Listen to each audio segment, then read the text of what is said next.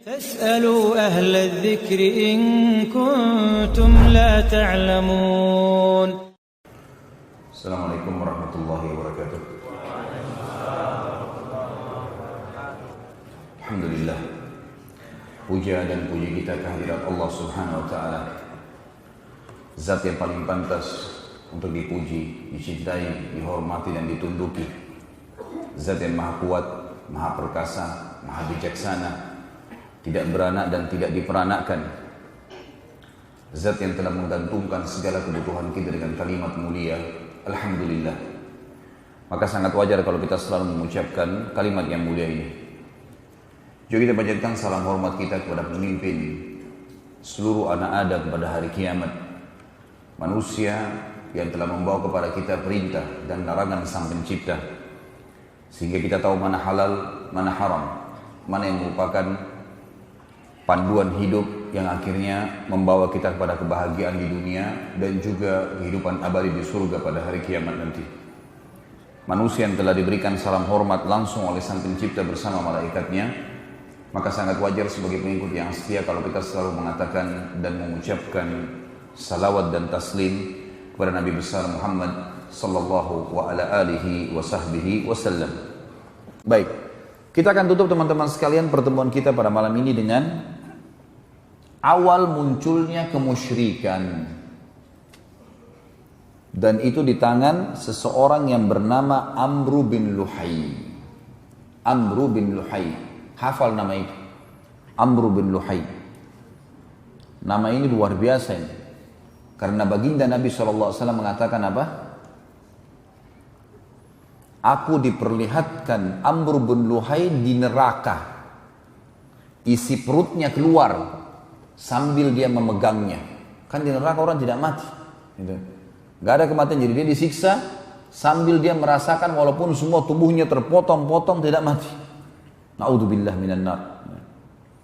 Karena dialah orang yang pertama mengganti ajaran Ibrahim alaihissalam. Kita mulai kisahnya. Di Mekah teman-teman, setelah Ibrahim alaihissalam meninggal, Ismail alaihissalam meninggal, tetap manusia dalam keadaan tentram. Saya terus terang secara pribadi coba menelusuri, artinya mencari tahu berapa tahun kira-kira kisah antara Ibrahim Ismail alaihissalam dengan munculnya Amr bin Luhai, tapi saya tidak temukan. Banyak buku-buku sejarah langsung meringkaskan munculnya perilaku atau munculnya kemusyrikan Jazirah Arab, awal munculnya di tangan Amr bin Luhai. Tapi selisih tahun tidak disebutkan. Intinya setelah meninggal dua nabi yang mulia ini. Kemungkinan besar cukup lama gitu. Di Mekah teman-teman, suku Jurhum, masih ingat tadi suku ini ya? Masih ingat nggak? Baik. Suku Jurhum ini teman-teman berkembang pesat dan sekarang menjadi keluarganya Ismail alaihissalam, karena Ismail juga menikah dari situ, gitu kan?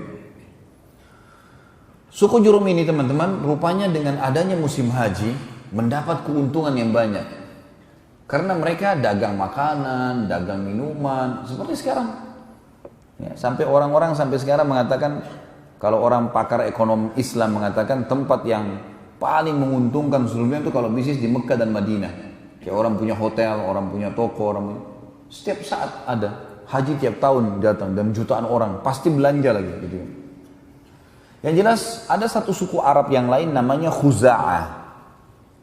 Suku Khuza'ah teman-teman ini suku yang cemburu dengan Jurhum. Dan hidupnya Khuza'ah ini suka berperang. Maka mereka mau datang dan menyerang Mekah supaya bisa merebut Mekah ini dari Jurhum. Bawalah mereka pasukan besar, mereka datang dengan pasukan besar. Jurhum tahu, zaman itu dulu Mekah ada bentengnya, ditutup pintu gerbang. Mereka juga persiapkan, ringkas cerita terjadi peperangan. Setelah beberapa hari peperangan teman-teman sekalian, dengan hikmah Allah, suku Khuza'ah menang. Pendatang baru ini menang. Dan suku Jurhum dikalahkan. Maka ada beberapa pimpinan Jurhum, tapi tidak disebutkan namanya, yang akhirnya mengambil inisiatif sebelum pintu gerbang benteng mereka ditembus.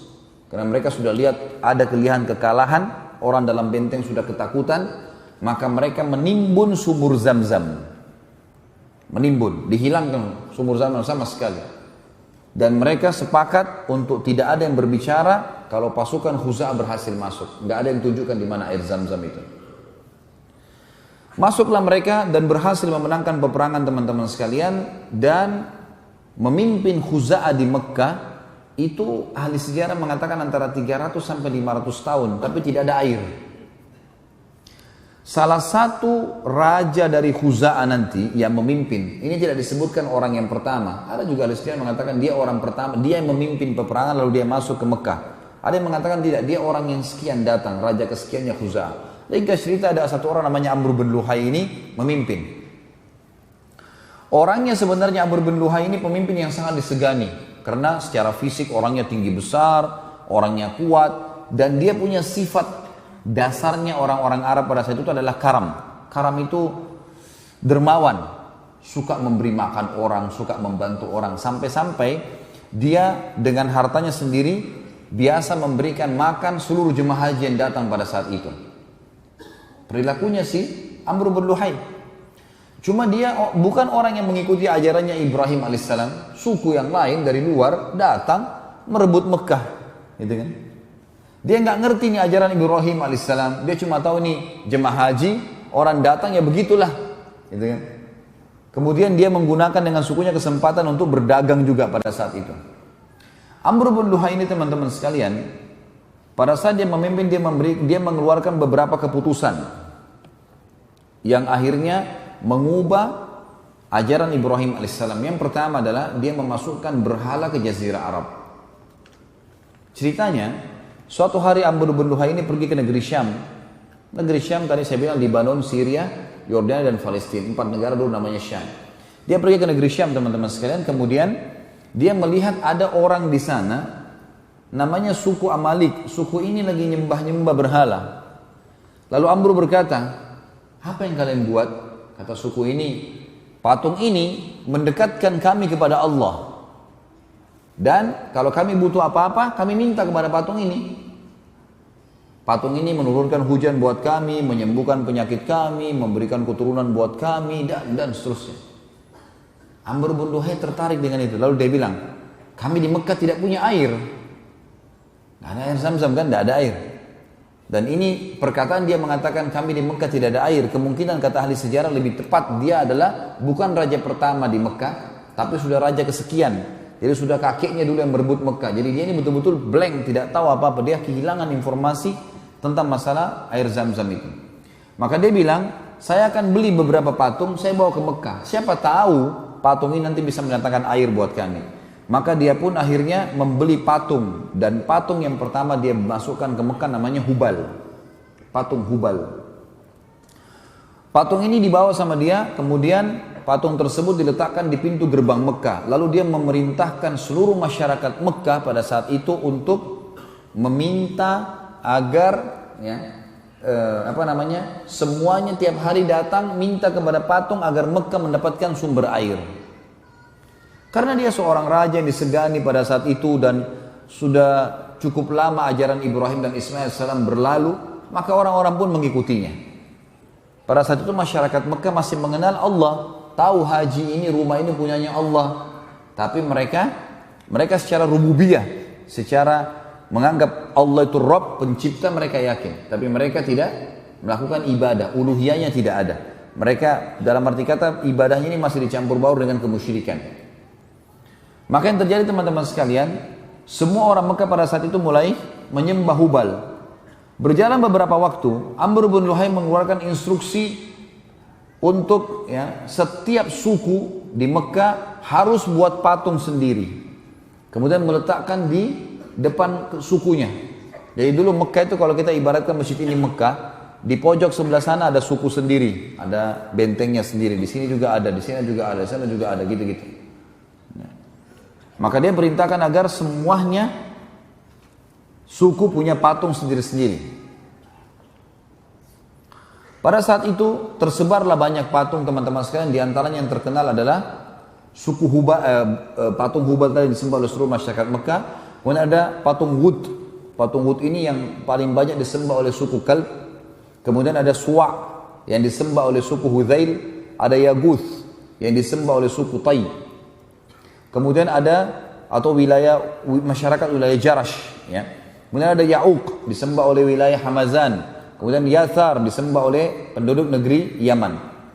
Jadi awalnya di Mekah dulu nih, Hubal tadi kan, satu masyarakat Mekah. Lalu seluruh suku disuruh buat patung. Nah pada saat musim haji kan orang seluruh dunia datang. Mereka lihat orang-orang Mekah sembah patung. Jemaah hajinya terpengaruh. Kenapa kalian buat ini? Oh ini menurunkan hujan buat kami, ini menyembuhkan kami, ini begini. Orang-orang Mekah yang sebarin dari Amr bin Luhai ini. Maka jemaah haji pada ambil ide pulang, gitu kan? Kemudian Amr bin Luhai keluarkan instruksi lagi untuk semua penduduk Mekah menjadikan buat patung ini adalah sumber pendapatan.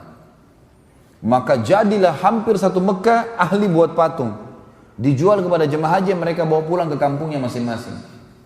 Dan ini semua patung-patung yang saya sebutkan namanya tadi, yang oleh baginda Nabi SAW semua dihancurkan di pembebasan kota Mekah. Dimulai dari Hubal yang besar di depan pintu gerbang Mekah. Dan yang paling aneh sekali adalah patung yang disuruh sembah oleh Amr bin Luhai yang dia tidak tahu kisahnya. Namanya patung Isaf dan Nailah. Begitu teman-teman, saya tutup dengan doa. Semoga Allah Subhanahu wa taala memudahkan segala urusan kita di dunia dan di akhirat, dan semoga seluruh amal yang pernah kita kerjakan diterima olehnya. Semoga semua dosa yang pernah kita lakukan, kecil atau besar, tersembunyi ataupun terang-terangan, dimaafkan dan digantikan menjadi pahala dengan kemahamurahannya.